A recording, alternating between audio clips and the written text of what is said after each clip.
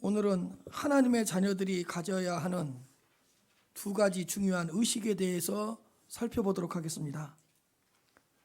이 두 가지 의식은 하나님의 자녀들에게 지극히 자연스럽게 드러나고 나타나야 되는 의식이라고 이렇게 생각되어집니다. 첫째로 소명의식입니다. 소명의식이란 하나님께서 나를 하나님의 자녀로 부르셨다는 의식입니다. 창세 전에 작정하셨다가 예수 그리스도 안에서 나를 하나님의 자녀로 부르셨다는 의식입니다. 하나님의 작정과 하나님의 부르심이 없이는 어느 누구도 하나님의 자녀가 될 수 없습니다.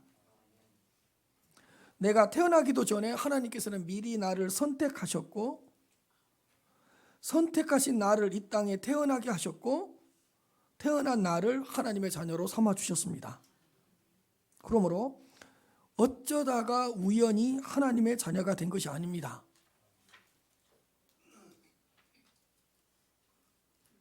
살아오면서 어떻게 하다가 하나님의 자녀가 된 것도 아닙니다.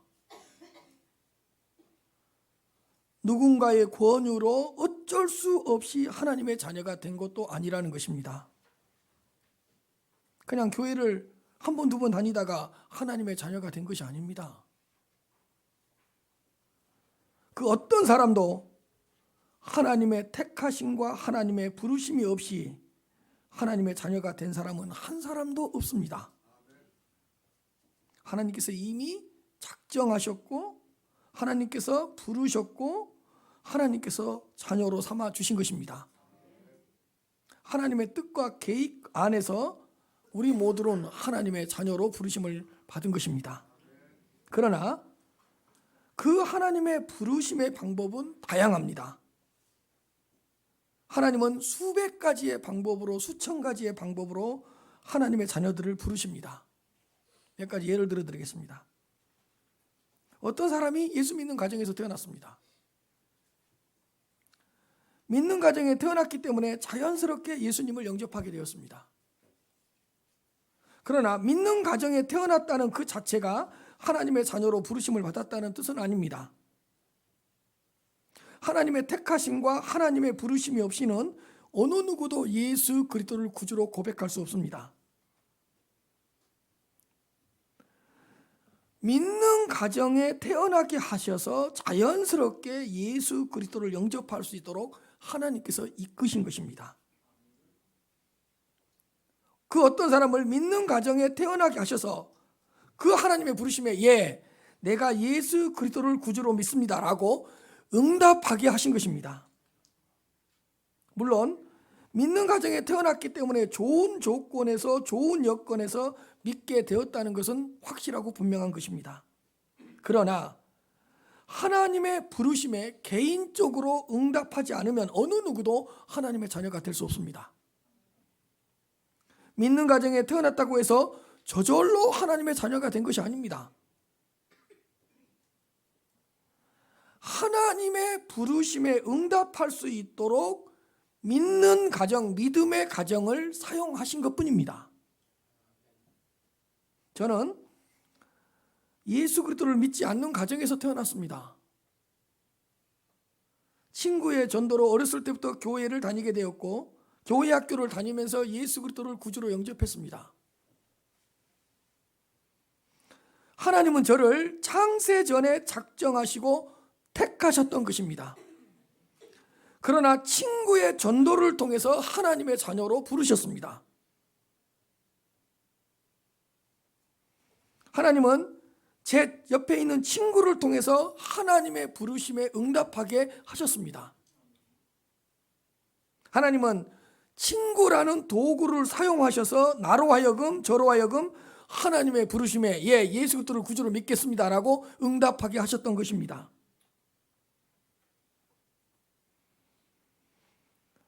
저는 하나님께서 저를 창세 전에 작정하셨다가 하나님의 자녀로 삼으셨다는 것을 저는 확신합니다.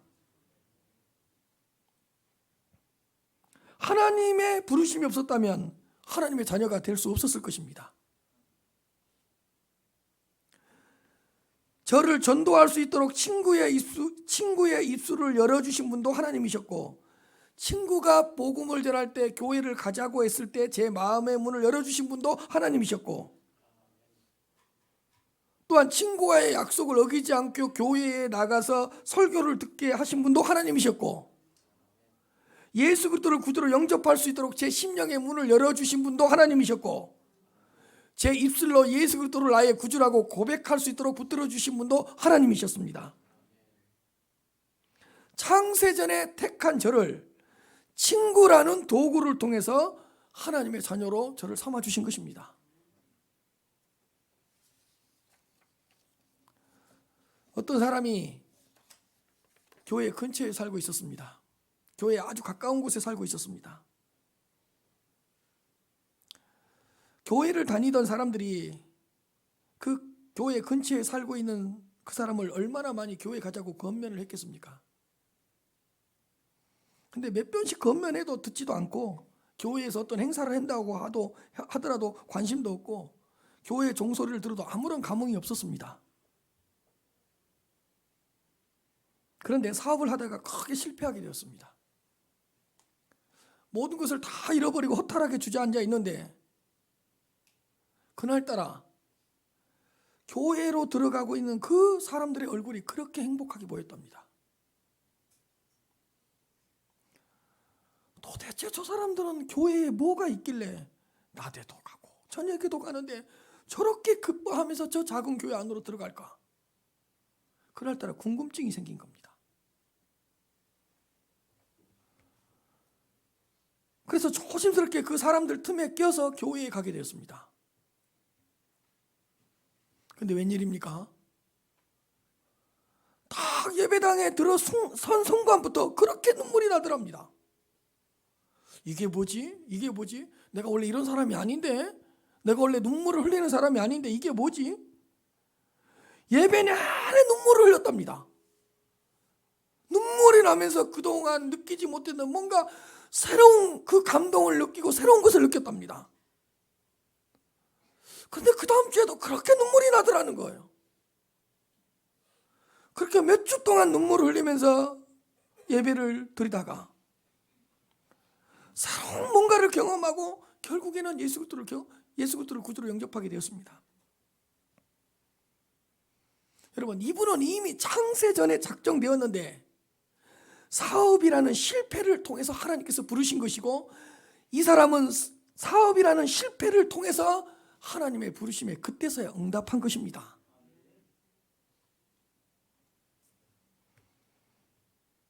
창세전의 작정, 어떤 선택, 하나님의 계획은 이렇게 여러 가지 방법을 통해서 성취된다는 사실을 알고 있어야 될 것 같습니다. 이런 사람이 있었습니다. 큰 질병에 시달리고 있는 사람이 있었습니다. 질병이 이렇게 치유되지 않고 계속되자 죽음에 대한 두려움이 어느 순간 확 몰려왔답니다. 그냥 죽음의 공포로 인해서 몇 달 며칠을 그냥 잠도 못 자고 보낸 것 같아요. 하루는 잠이 오지 않아서 이리 뒤척 저리 뒤척 하고 있는데, 내가 이렇게 죽어야 되는 건가?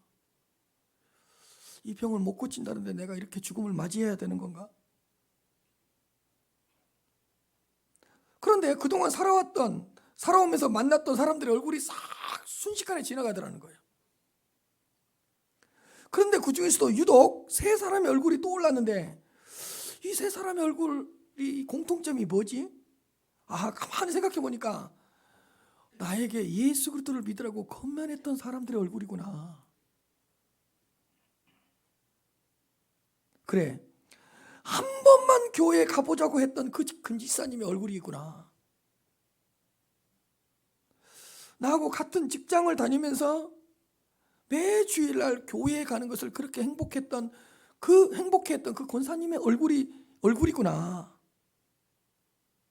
요 한 사람은 누구지? 그래, 내가 지나갈 때 길가에서 전도지를 나누어줬던 그 사람의 얼굴이구나. 요 세 사람들의 얼굴이 유독 생각이 나는 거예요. 그리고 그 사람들의 얼굴이 생각나면서 그분들이 지나가면서 했던 그 어떤 말들이 생각나는 거예요.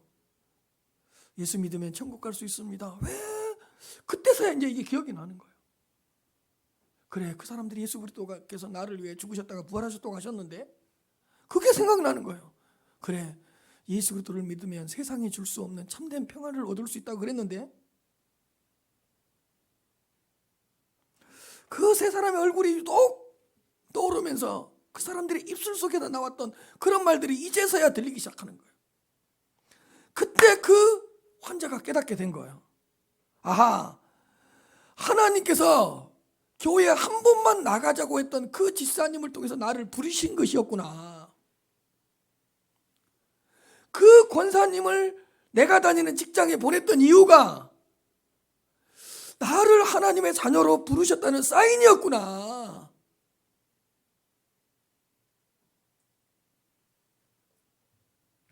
그 전도지를 나한테 나누어 주면서 그렇게 행복해하면서 예수 그리스도를 믿으면 세상에 줄 수 없는 참된 만족을 누릴 수 있습니다라고 전도지를 나누어 주었던 그 전도지가 나를 하나님의 자녀로 부르시고 있다는 증거였구나. 그때서야 생각이 나는 거예요.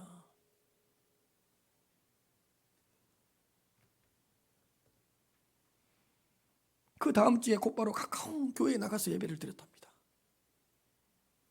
그런데 목사님이 내 사정을 다 알고 있는 것처럼 그 목사님을 통해 들려주시는 하나님 말씀이 다 자기한테 하고 있는 말씀이더래요. 숨고 싶을 정도로 누군가가 내 사정을 알려준 것도 알고 누군가가 내가 처한 그 형편에 대해서 알려준 것도 아닌데 어떻게 내 속을, 내 삶을 들여다보는 것처럼 그렇게 나에게 하는 말씀처럼 들리지?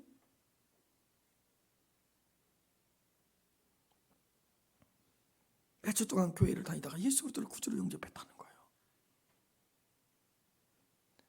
하나님은 그 사람을 김지사님을 통해서 부르셨고 직장에서도 권사님을 통해서도 부르셨고 길가에서 나누어주는 그 전도지를 나누어주는 그 전도자를 통해서 이미 몇 번씩 부르셨던 거였는데 그 사람이 거절을 한 거였어요. 그래도 안 되니까 뭘 통해서 불러드린 거예요? 질병을 통해서, 고칠 수 없는 질병을 통해서 불러드린 거예요. 내가 너를 창세전에 작정했다고, 내가 만세전부터 너를 내 자녀로 선택했다고, 네가 그렇게 거부를 하니? 몇 년 동안 수십 명을 통해서 하나님의 자녀로 부르셨다는 사인을 주고 증거를 줬는데도 거절했던 거예요.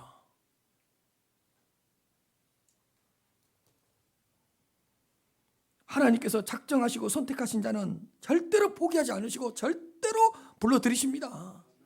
그러나 방법은 다양하더라. 로마서 11장 29절입니다. 하나님의 은사와 부르심에는 후회하심이 없느니라. 사도행전 13장 48절입니다. 이방인들을 듣고 기뻐하여 하나님의 말씀을 찬송하며 영생을 주시기로 작정된 자는 다 믿더라. 만세 전에 영생을 주시기로 선택받고 택함받고 작정된 자는 다 믿더라.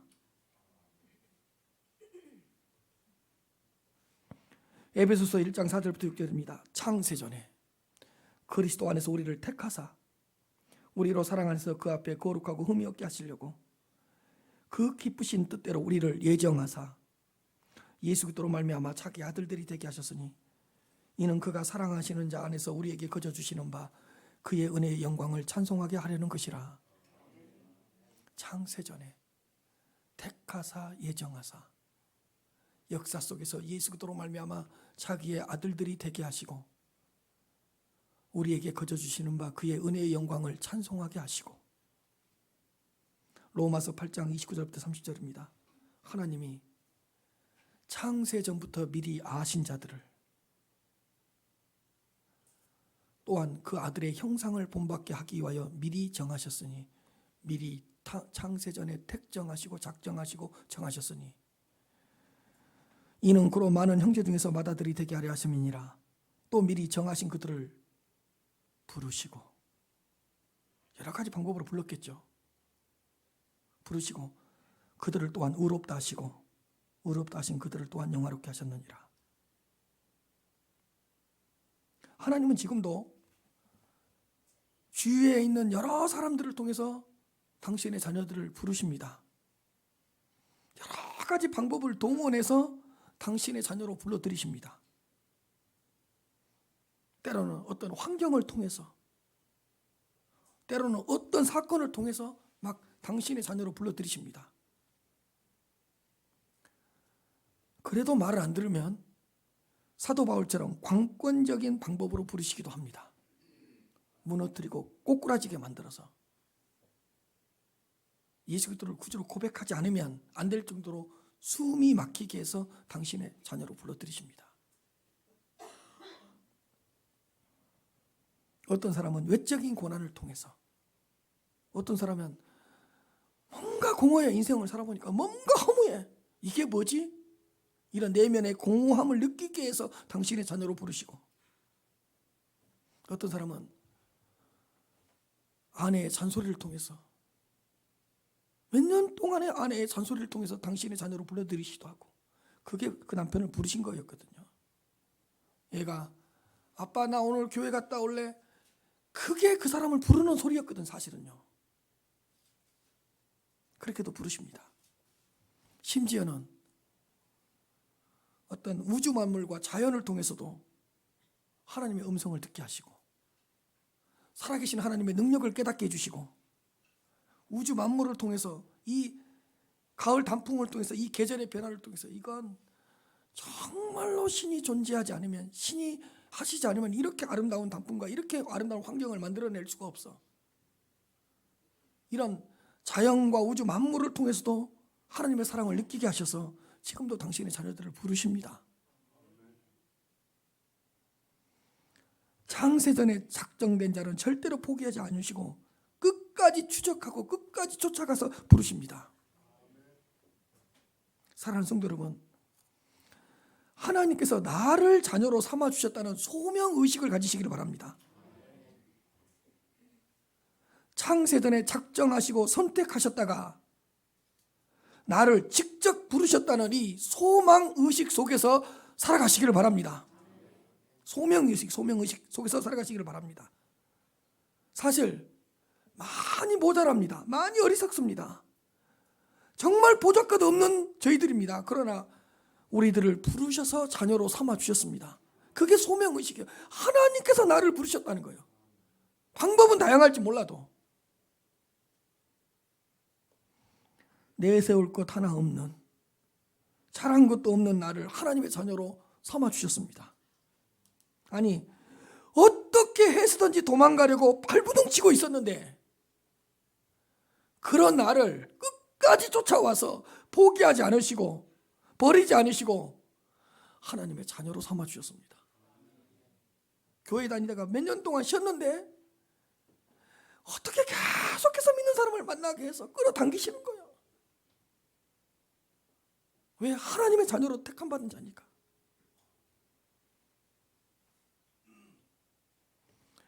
일이 안 돼도 뭔가 하나님이 뒷꼭지를 때리는 것 같고, 뭔가 일이 잘 되는데도 뭔가 없어. 뭔가 당긴 것 같은데 이게 뭐지?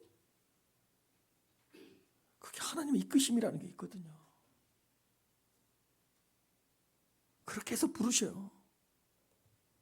자녀로 삼아주시고, 때로는 가로막으시고, 때로는 아프게 하시고, 때로는 넘어지게 하시고, 때로는 상처도 받게 하시고, 때로는 모든 것을 잃게 해서라도 하나님께서 당신의 자녀로 불러들이시는 것입니다. 또 반대로 때로는 축복을 해주시고, 때로는 형통케 하시고, 때로는 성공하게 하시고, 때로는 일어서게 하셔서 이게 뭐지? 왜 그렇게 나한테 이렇게 이루 말할 수 없는 축복이 주어지지?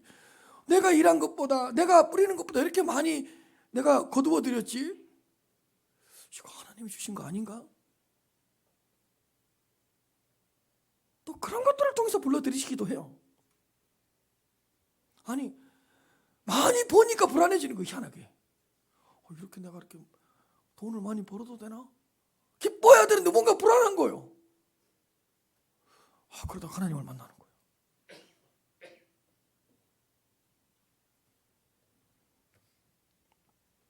하나님의 부르심은 이렇게 다양합니다. 그러나 방법은 다양하지만 하나님께서 직접 한 사람 한 사람을 부르셨다는 이 소명의식을 믿으시길 바랍니다. 부르신 그분의 뜻과 계획을 다 이루실 것이라고 확신하시길 바랍니다. 둘째는 지체의식입니다. 지체의식이란 몸된 교회의 지체로서 함께 즐거워하고 함께 우는 것입니다. 하나님의 자녀로 부르심을 받은 자는 반드시 몸된 교회의 지체로서 부르심을 받습니다. 소명의식을 가진 자는 반드시 지체의식을 가진 자로 됩니다. 이 말은 뭐냐? 하나님의 자녀이면서 몸된 교회의 지체인 것입니다. 자, 예를 들어 드리겠습니다. 우리 몸에는 여러 지체가 있습니다.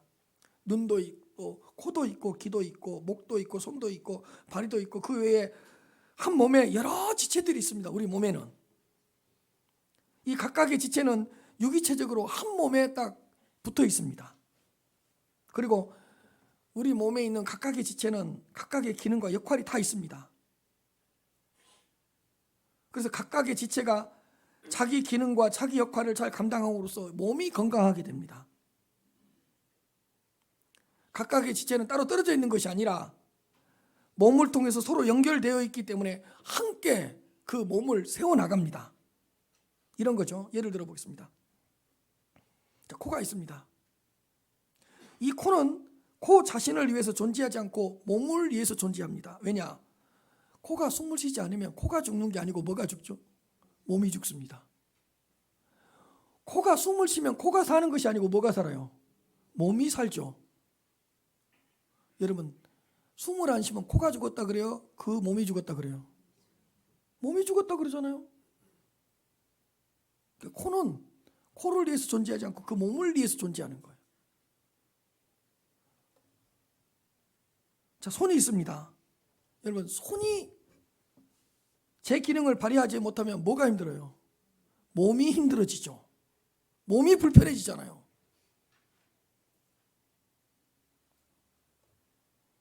발도 마찬가지입니다. 발도 발만을 위해서 존재하지 않고 몸을 위해서 존재합니다. 여러분, 우리는 발에 대한 감사를 별로 안 하는 것 같아요. 이 발이 상당히 중요한 역할을 많이 합니다. 여러분, 발이 불편하면요, 가고 싶은 곳도 가지 못하고요, 먹고 싶은 곳으로도 갈 수가 없고요, 보고 싶은 곳으로도 볼 수도 없고요, 보고 싶은 곳도 못 가고요. 아예 발이 불편하면 할 수 있는 게 거의 없어요. 그러니까 발이 불편하면 발에 문제가 생기는 것이 아니라 뭐에 문제가 생겨요?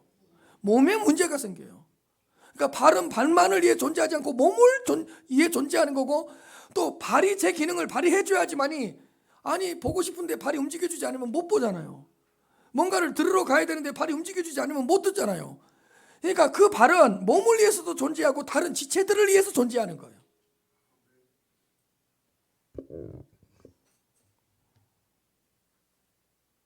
눈도 마찬가지죠. 눈이 약해지고 눈에 시력이 없어서 보지 못하면, 볼 수가 없다면 눈이 망가지는 게 아니라 뭐가 망가져요? 몸이 망가지잖아요. 그러므로 눈은 눈을 위해서 존재하는 것이 아니죠. 눈이 제 기능을 발휘해 줘야지만이 다른 지체들이 제 기능을 발휘할 수 있고 그 몸이 세워질 수 있잖아요. 각각의 지체는 각각의 지체만을 위해 존재하지 않습니다. 각각의 지체는 다른 지체들을 위해서 존재하고 그 몸을 위해서 존재한다는 것을 반드시 기억해야 됩니다. 오늘 본문 4절 5절 말씀입니다. 우리가 한 몸에 많은 지체를 가졌으나, 한 몸에 많은 지체를 가졌으나 모든 지체가 같은 기능을 가진 것이 아니니, 이와 같이 우리 많은 사람이 그리스도 안에서 한 몸이 되어 서로 뭐라고요? 지체가 되었느니라. 한 몸, 많은 지체, 서로 지체입니다. 한 몸에 많은 지체가 있고 서로 지체가 되었습니다. 몸은 하나인데 지체들이 많이 있습니다. 여러 지체들이 있습니다. 그리고 서로 섬기는 지체들입니다. 주님의 몸된 교회에도 여러 지체들이 있습니다.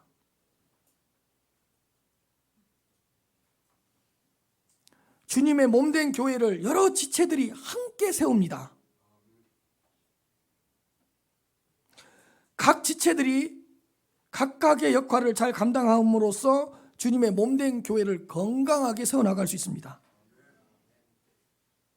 여러분, 주님의 몸된 교회가 건강해야 머리 되시는 주님의 뜻을 행할 수 있습니다. 몸된 교회가 건강해야 머리 되시는 주님의 계획을 잘 감당할 수 있습니다. 여러분 생각해 보십시오.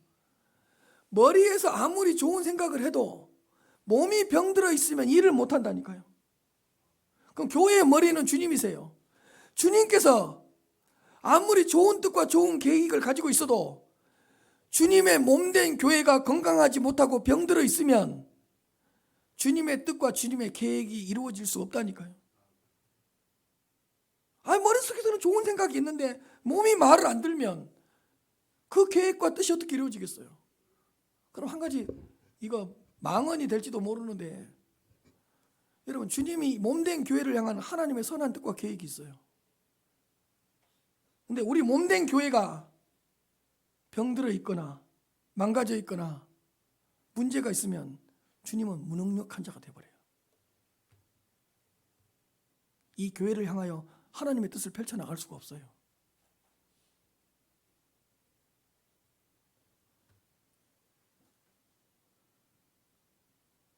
주님의 몸된 교회가 건강해야 머리 되시는 주님의 뜻을 행할 수 있는 것입니다.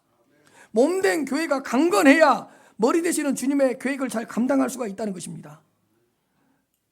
몸이 병들면 아무것도 할 수 없습니다. 몸이 불편하면 큰 일을 감당할 수 없습니다. 몸이 건강해야 됩니다. 몸이 잘 자라야 됩니다. 몸이 질서 있게 세워져야 됩니다. 마찬가지로 주님의 몸된 교회가 건강하지 못하면 하나님은, 예수 그리스도는 당신의 뜻을 행하는 것이 어렵게 됩니다.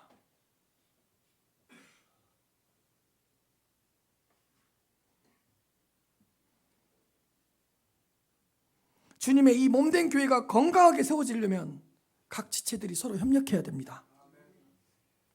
각 지체들이 서로 함께해야 됩니다. 아니, 각각의 지체들이 지체의식을 가져야 합니다.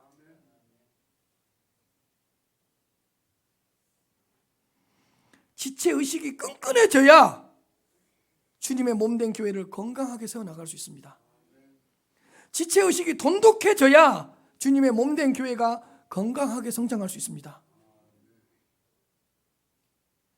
지체의식이 강해져야 주님의 몸된 교회가 질서 가운데 균형 잡히면서 잘 자랄 수가 있는 것입니다.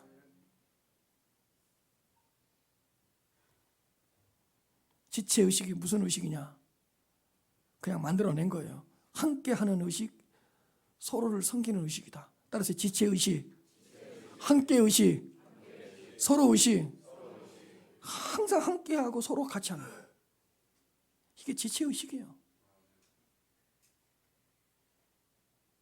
로마서 12장 15절입니다. 즐거워하는 자들과 함께 즐거워하고 우는 자들과 함께 울라. 함께 즐거워하고 함께 울어라. 이 함께가 지체의식이에요. 각 지체들이 함께 즐거워할 수 있어야 되고 각각의 지체들이 함께 울 수 있어야 합니다. 각 지체들이 서로 사랑하고 서로 용서해야 됩니다. 여러분, 이 한 몸에 붙어있는 여러 지체들은 경쟁 관계가 아닙니다.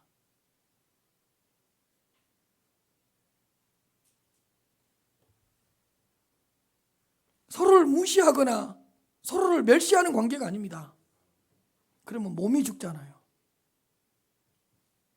이 한 몸에 붙어있는 여러 지체들은 섬기고 인정하고 존경하는 지체들이 되었을 때 몸이 건강해지잖아요.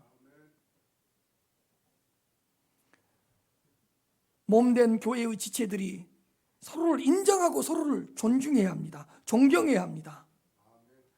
각각의 지체들이 서로를 섬겨야 합니다. 서로를 품어주어야 합니다. 발이라는 지체가 희생해줘야 몸이 살고 다른 지체가 제 기능을 발휘하고, 손이라는 지체가 불평하지 말고 다른 지체와 다른 지체들을 섬겨줘야지만이 다른 지체들이 제 기능을 할 수 있는 것처럼 각각의 지체들이 서로 섬겨줘야 돼요.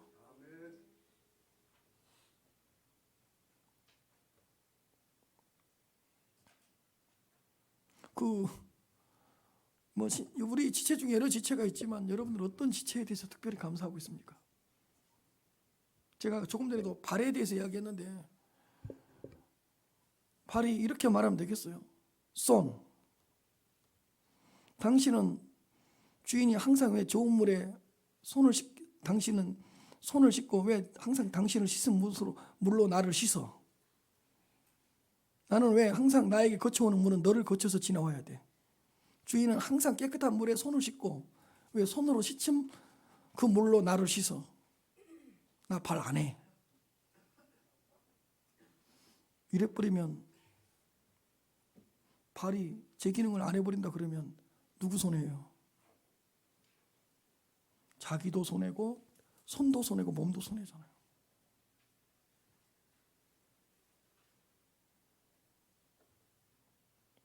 발이 이런 생각을 해야죠. 너를 거쳐서 흘러들어온 물이 나를 씻는다고 해도 괜찮아. 왜? 내가 든든하게 서줘야지 눈이 좋은 것을 볼 수 있고 입이 맛있는 것을 먹을 수 있고 내 발이 건강하게 버텨줘야지만이 다른 지체들이 제 기능을 발휘할 수 있으니까 이렇게 생각해야죠.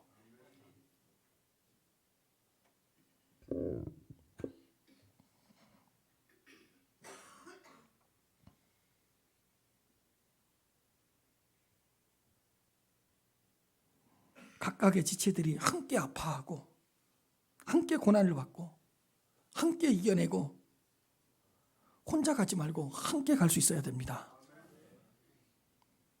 에베소서 3장 6절입니다. 이는 이방인들이 복음으로 말미암아 그리스도 예수 안에서 함께 상속자가 되고 함께 지체가 되고 함께 약속에 참여하는 자가 됩니다. 함께 지체가 되고 함께 상속자가 되고 함께 지체가 되고 함께 약속에 참여하는 자가 됩니다. 우리가 원하지 않든지 우리는 큰은혜라는 몸된 교회의 지체들입니다. 하나님께서 이 몸된 교회의 지체가 되도록 하나님께서 보내셨고 맺어주셨고 연결시켜 주셨습니다. 그러므로 큰은혜 교회에 오래 다닌 지체들은 새가족 지체들과 이 교회에 얼마 다니지 않는 지체들을 좀 잘 섬겨주시길 바랍니다. 10년 된 지체들은 10년 된 지체들끼리만 지내고 8년 된 지체들은 7년 된 지체들끼리만 지내면 어떻게 되는 거예요? 5년 동안 다닌 지체들은 그때 나왔던 그 지체들하고만 이렇게 교제를 하고 함께 지내면 어떻게 되는 거예요?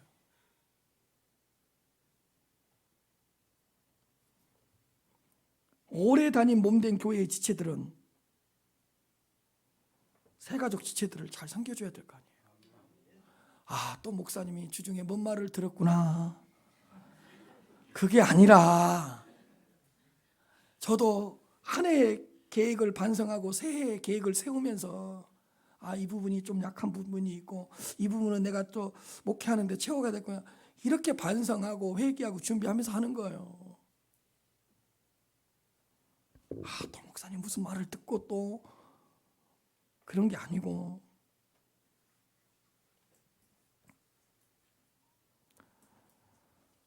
혹시 옆 지체들 가운데 외로워하고 고독해하는 지체들이 있는지 우리가 관심을 가져야 될 거 아닙니까?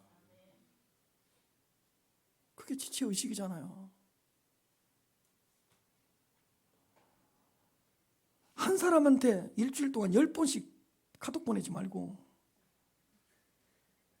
오늘 또 보내고 내일 또 보내고 또 보내고 다음에 또 만나 그러고 그 사람한테만 연락하지 말고 그 사람한테만 카톡하지 말고 그 사람한테는 5번으로 줄이고 나머지 5번은 내가 전혀 모르고 지냈던 사람들, 내가 얼굴만 스치고 지냈던 집사님, 그 성도님한테 카톡을 보내서 뜬금없는 카톡을 보내야 될 거 아니에요. 뜬금없는 문자를 보내야 될 거 아니에요. 대본했어요. 이번 주에 설교 들었잖아요. 숙제예요.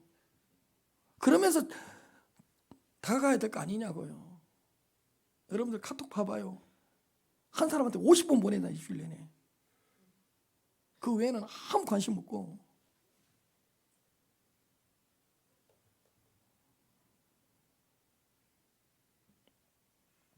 각 지체들에게 전화도 좀 해주시고, 뜬금없는 전화를 좀 하시라니까. 잘못 눌렀습니다 해놓고 통화하시라니까. 안부도 물어주시고, 한 사람하고 오늘 또 커피 마시고 내일 또 커피 마시고 모레도 커피 마시지 마시고, 그 사람하고는 이제 2번만 마시고 주변 사람들하고 한번 커피를 마셔야 될 거 아니에요. 그게 지체의식 아니에요.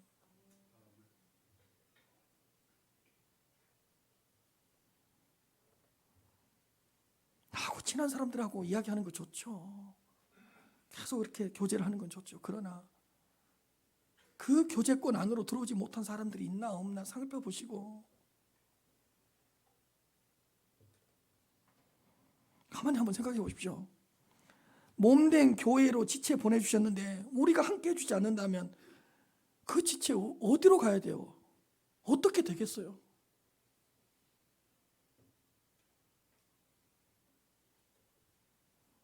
여러분 가만히 또 생각해 보십시오. 이 몸된 교회 안에서 그 지체가 하나님의 사랑을 느끼지 못한다면 어디 가서 하나님의 사랑을 느껴요?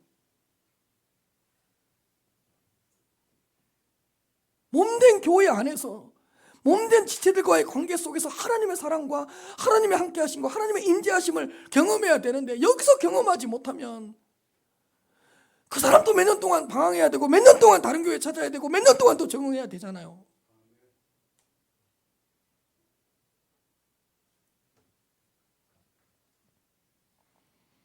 이 몸된 교회 안에서 교제를 누리지 못하면 그 사람이, 그 지체가 어디서 위로를 얻어요? 함께 하라고 보내주셨는데.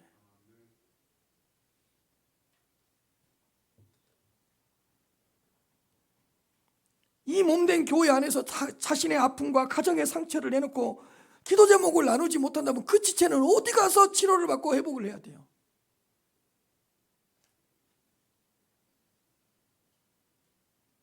어떻게 본다면 이 주님의 몸된 교회가 병원이요, 주님의 몸된 교회가 상담소요, 주님의 몸된 교회가 어떻게 보면 모든 것을 나눌 수 있는 가정일 또 하나의 가정일 수도 있는데,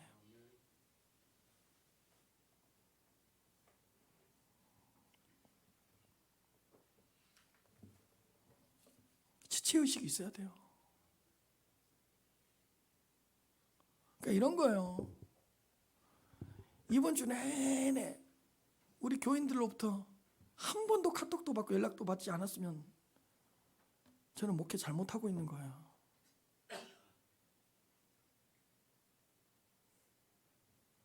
왜? 그 지체를 돌보지 못하고 있다는 뜻이잖아요. 그냥 내일부터 뜬금없는 카톡을 많이 보내라니까요. 뜬금없는 연락을 하라니까요. 뜬금없는 전화를 해서 뜬금없는 만남을 가지라니까요. 그때 그 지체가 가족이라는 의식을 갖는 거예요. 내가 혼자가 아니구나, 나와 함께하고 있는 지체가 있구나. 그때 힘을 낸다고요.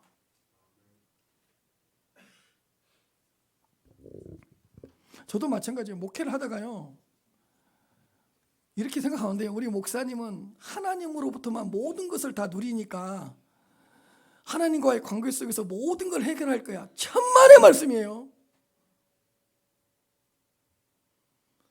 하나님이 아무리 날 사랑한다 그래도요, 지나가는 옆 권사님이요, 아유 목사님 힘내세요 내가 기도하고, 그 한마디가 나한테 힘을 주는 거예요. 하나님의 사랑은 그렇게 드러나는 거예요.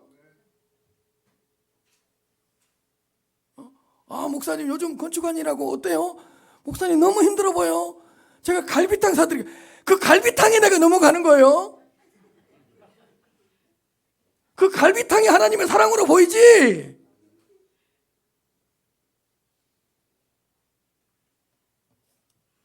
진심입니다.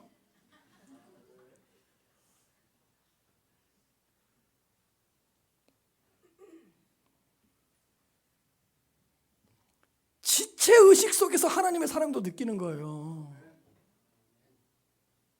지체의식 속에서 하나님의 임재도 느끼는 거예요. 하나님이 왜 몸된 지체들을 붙여주셨겠어요?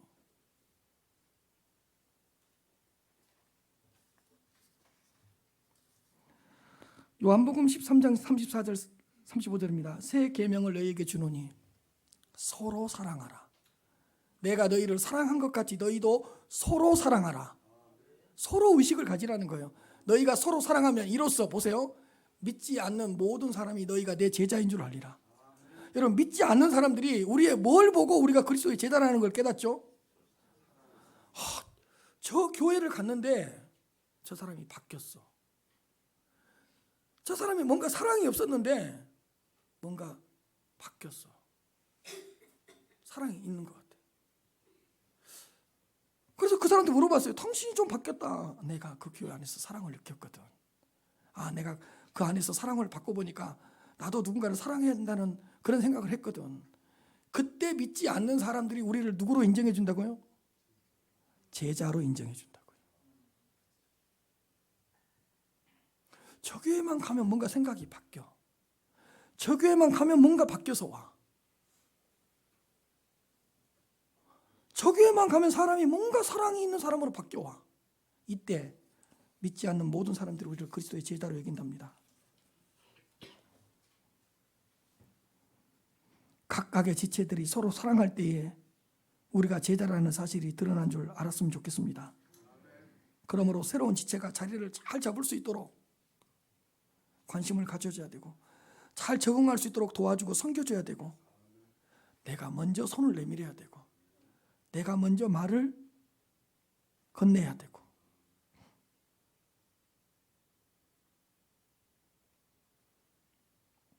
손에 가시만 찔러도 손이 아픈 게 아니고 뭐예요? 온몸이 쑤시고 아프다 그래요. 제가 지난번에 목이 아파봤거든요. 죽겠어요. 목이 아프면 목만 아픈 게 아니에요. 몸을 자유롭게 움직일 수가 없어요. 그러니까 지체와 몸은 연결되어 있는 거예요. 그리고 목이 아프니까 다른 걸 못 하겠어요. 다른 지체들도 힘들어져요. 몸에 한두 군데만 이상이 생겨도 지체에 몸에 한두 군데 몸에 붙어 있는 그 한두 개의 지체에 이상이 생겨도 몸이 이상해지고 몸이 제 기능을 발휘하지 못합니다. 우리 여러 지체들 중에 한두 지체만 불편하고 힘들어도 몸이 임원을 합니다. 손이 아프면 손이 입원을 한 게 아니고 뭐가 입원을 해요? 몸이 입원을 하잖아요. 주님의 몸된 교회도 마찬가지입니다. 옆 지체들 중 힘든 지체가 없는지 잘 살펴보시기를 바랍니다. 아픈 지체가 없는지 관심을 가져주시기를 바랍니다. 혹시 외로워하면서 고독해하는 지체가 없는지 옆 지체에게 신경을 좀 써주시기를 바랍니다. 무엇 때문에 괴로워하고 있는지, 어떤 기도 제목으로 기도하고 있는지, 왜 얼굴이 그렇게 야이어 보이는지, 왜 얼굴이 그렇게 요즘에 어두워 보이는지, 왜 지난주에 못 나왔는지, 왜 2주 동안 못 나왔는지 관심을 가지고 지체의식을 가져야 될 것 같습니다. 우리 몸에 한 지체가 병들면 몸이 병든 것처럼 우리 몸된 교회에 한 지체가 병들면 그 몸에 문제가 생기게 되고, 한 지체가 상처를 받으면 금방 주님의 몸된 교회에 반응이 와야 되는 것입니다. 한 지체의 고통과 아픔을 함께 느낄 수 있는 지체의식이 있었으면 좋겠습니다. 고린도전서 12장 26절부터 27절입니다. 만일 한 지체가 고통을 받으면 모든 지체가 함께 고통을 받고, 한 지체가 영광을 얻으면 모든 지체가 함께 뭐라고요? 즐거워하느니라. 너희는 그리스도의 몸이요 지체의 각 부분이라. 로마서 12장 6절부터 8절입니다. 우리 지체에게 주신 은혜대로 받은 은사가 각각 다르니 혹 예언이며 믿음의 분수대로, 혹 섬기는 일이면 섬기는 일로, 혹 가르치는 자면 가르치는 일로, 혹 이로하는 자면 이로하는 일로, 구제하는 자는 성실함으로, 다스리는 자는 부지런함으로, 국률을 베푸는 자는 즐거움으로 할 것이니라. 각 지체에게 주신 은사가 다르잖아요. 각각 받은 은사대로 섬기면 되는 거예요. 고린도전서 12장 12절부터 13절입니다. 몸은 하나인데 많은 지체가 있고 몸의 지체가 많으나 한 몸인과 같이 그리스도도 그리 아니라 우리가 유대인이나 헬라인이나 종이나 자유인이나 다 한 성령으로 세례를 받아 한 몸이 되었고 또 다 한 성령을 마시게 돼요. 우리는 다 한 성령을 마셨잖아요. 사랑하는 성도 여러분, 지체의식을 얼마나 가지고 있습니까? 혹시 하나님과의 관계, 하나님의 부르심에 대한 소명의식에 대해서는 확실한데